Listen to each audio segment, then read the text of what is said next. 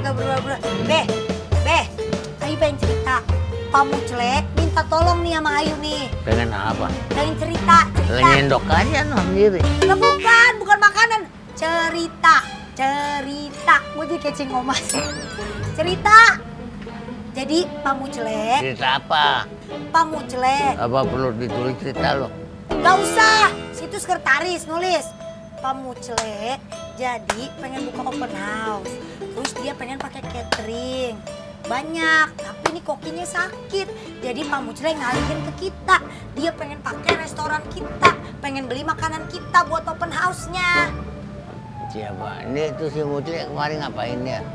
Si Muclek kemari pengen pakai makanan dari restoran kita buat catering, jadi open house-nya di rumahnya dia, di tempatnya dia.